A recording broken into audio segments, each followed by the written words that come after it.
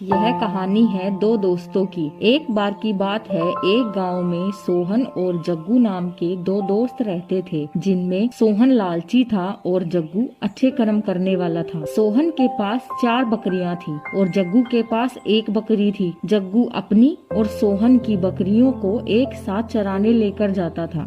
एक दिन सोहन ने प्लान बनाया और अपने दोस्त जग्गू को बुलाया और कहा, अरे ओ जग्गू, जरा इधर तो आ। हाँ भाई, क्या हुआ? तुमने मेरी बीवी से जो 2,000 रुपए लिए थे वापस कर दिए थे क्या? कौन से रुपए भाई? अरे भूल गया क्या, जब तेरा बच्चा बीमार था तब लिए थे। अरे ओ रिंकू की मम्मी, जरा सुनती हो? हाँ जी। जग्गू ने जो रुपए लिए थे वापस कर दिए थे क्या?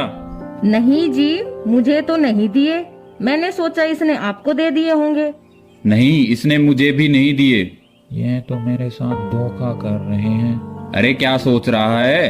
ठीक है भाई, मैं थोड़े दिनों में दे दूंगा। इतना कहकर जग्गू उनके घर से बकरियां लेकर चराने के लिए जाने लगा और उसने दिमाग लगाया, अगर मैं अपनी बकरी का दूध बेचने लग जाऊं तो सोहन के रुपए जल्दी दे दूंगा। उसने मेरे साथ धोखा किया है, मैं भी उसकी बकरियों को नहीं चराऊंगा। जग्गू ने सोहन की बकरियां एक तरफ बांध दी और सिर्फ अपनी बकरी को चरने के लिए छोड़ दिया। शाम को जब जग्गू अपनी बकरी का दूध निकाल रहा था तो सोहन ने हैरानी से देखा और सोचा, इसकी एक बकरी तो मेरी 4 बकरियों से भी ज्यादा दूध दे रही है। इसी तरह इसकी बकरी दूध देती रही तो ये मेरे पैसे वापस जल्दी कर देगा। नहीं नहीं, मैं ऐसा नहीं होने दूंगा। मुझे इसकी बकरी को कुछ करना पड़ेगा। मुझे इसकी बकरी को जहर देकर मारना पड़ेगा। जग्गू जब सुबह उठकर बकरी के पास गया तो उसने देखा वह मर चुकी है। यह देखकर जग्गू बहुत रोया और थोड़ी ही देर में वह समझ गया कि यह सब कैसे और क्यों हुआ होगा। जग्गू बहुत उदास था। जब भी वह उदास होता था वह नदी के किनारे जाकर बैठ जाता था। उस दिन भी वह शाम को वहीं गया और सोचने लगा कि अब क्या करूं।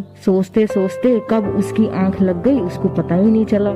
रात में जब उसकी आंख खुली तो उसने देखा कि वहाँ कुछ चोर आए हुए थे।